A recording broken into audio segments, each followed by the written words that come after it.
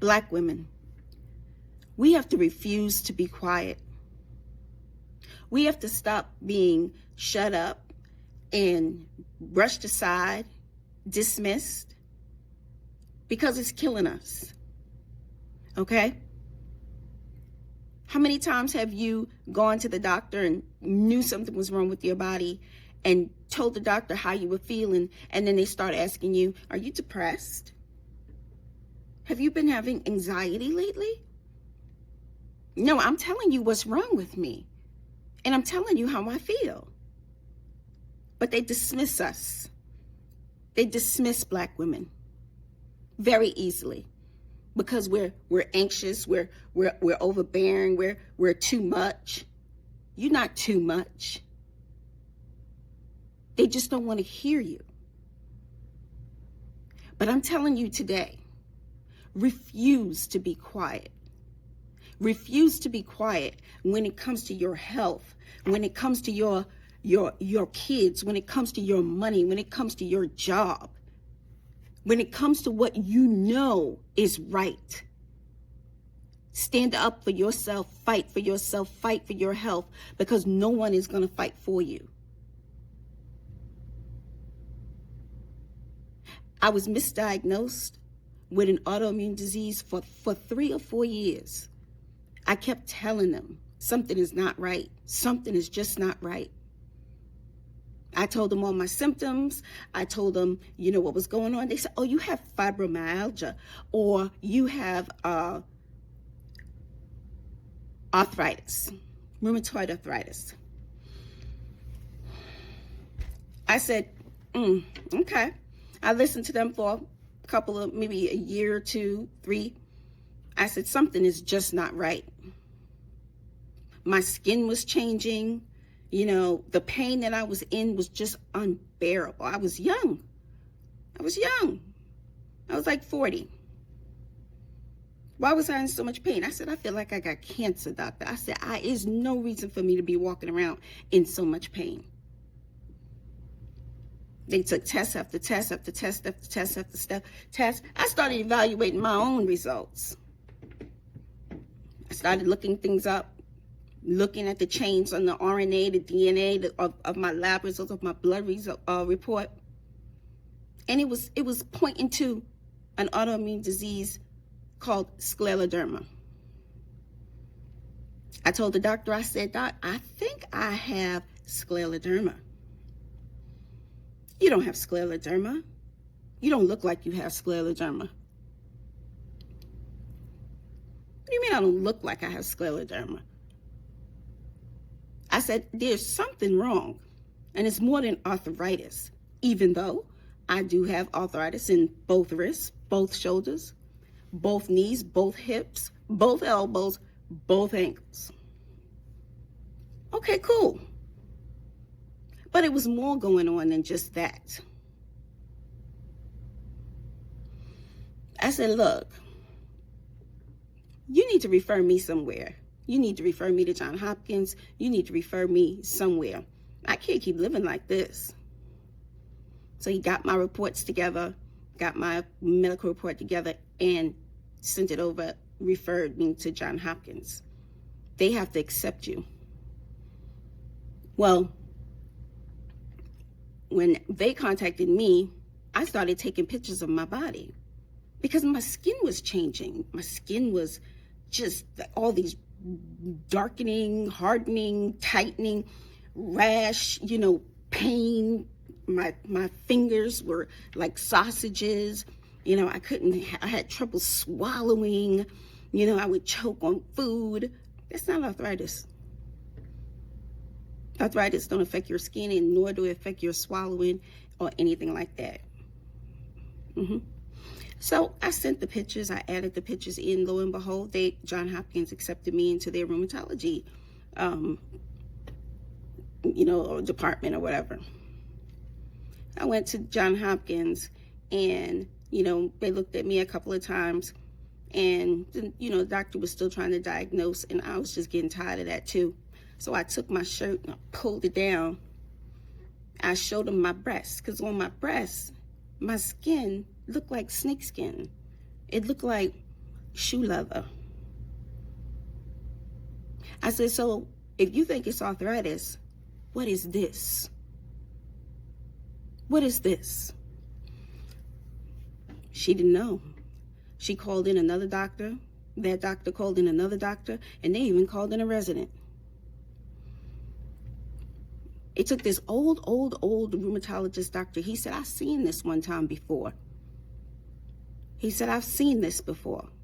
Let's send her for a biopsy. This might be scleroderma.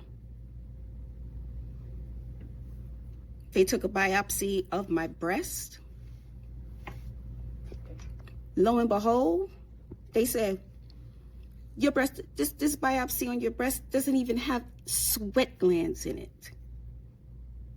It has no sweat glands. Basically, it was just hardened skin. And then the biopsy was about this, much deep that they took out of my breast. When they go in, they take a plug and they pull it out. They said, you got scleroderma. If it wasn't for me pulling my breast out at the doctor's office, I would not have been diagnosed correctly. This was years. The rheumatologist then referred me over at Johns Hopkins to the scleroderma unit, specifically for scleroderma patients. That's all they treat is scleroderma patients. I got there, the doctor said, if you hadn't got here when you did, you would have had 2 years to live. Refused to be quiet. When you know something is wrong with your health, or when the doctor is not treating you the way you're supposed to be treated, refuse to be quiet. Refuse to be quiet about your kids, your job, your money, your feelings, your beauty, your hair, your makeup. Whatever you want to do, it's your life. And you're in charge of it. And nobody's going to fight harder for you than you. I've been a pharmacist for 30 years.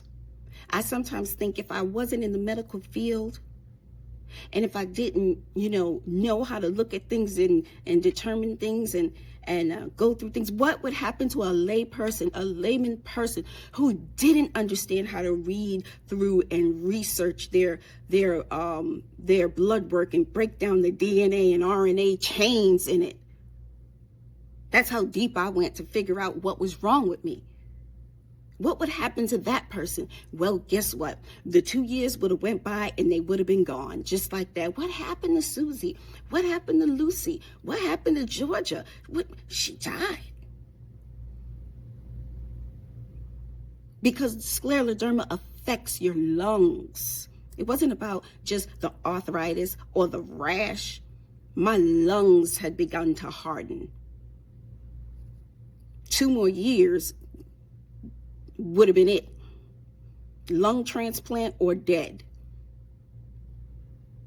Probably dead first because they wouldn't have known what was wrong with me to even put me on a transplant list. Refuse to be quiet. Don't let nobody tell you how to wear your hair. Why you wear your hair like that.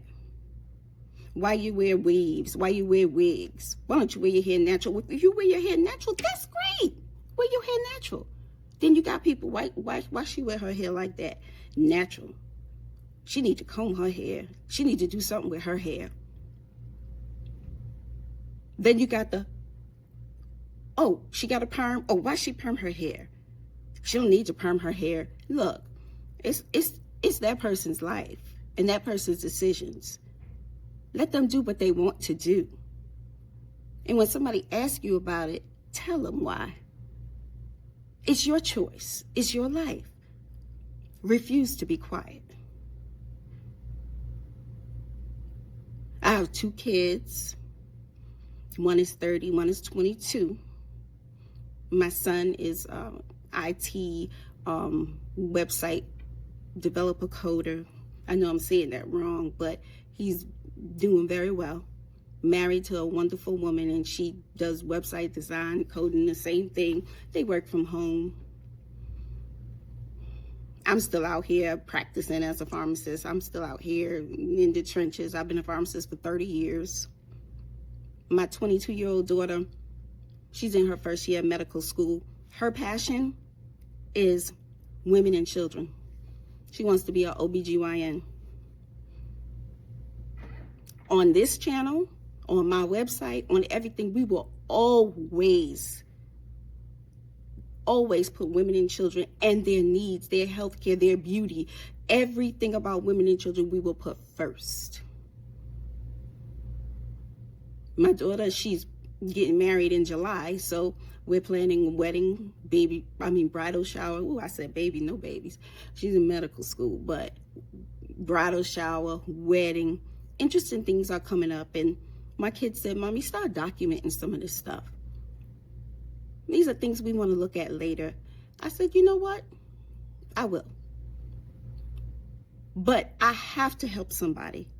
I have to let people know what's going on. I know there must be a community of people who have autoimmune diseases or who have things going on in their body that they know is not right. I know there's a family of Scleroderma patients that can connect with me, because whenever I do meet somebody that has Scleroderma, it's so rare. We always exchange numbers, talk, and support each other. Because living with a chronic disease is not easy. You lose a lot of friends. People want to know why you're not going out with them. Why you're not doing this? Wait, because I have a chronic disease. Okay? It might not be something you understand because you don't have it, but if you had it, you would understand how I feel. I know there's people out there that feel like me. Let's talk about it. I'm here to support you. We're going to build a community that supports you. We're going to build a community that hears what you say. And if we could help you in any way, or, network with other people, I hope the community gets so big that we are our sister's keeper. So come on, join me. Talk to me. There's a lot that we have to talk about, because Black women, you need to refuse to be quiet. Don't let anybody shut you up. Don't let anybody tell you you're too much. You're doing too much. You're not doing too much. That's your personality. Let it shine. God didn't make us all the same. If you got something to say it. Because believe me, somebody else wants to say it, don't have the nerve. So if God blessed you with the nerve and the ability to speak up, speak up. Because you're going to help somebody. We're going to help somebody today. And if not today, tomorrow. But we're going to keep on working and keep on going until we get to where we need to be. And if it's not me, it's going to be my daughter's generation. And if it's not my daughter's generation, it's going to be her daughter's generation. But we're not going to give up, Black women. We are not going to give up on ourselves. Because we're all we have. So if you want to join me on this journey, if you want to support your sisters in health, mental health, relationships, beauty, makeup, anything. I like to craft. I do all sorts of things. Join us. Hey girl, what's up?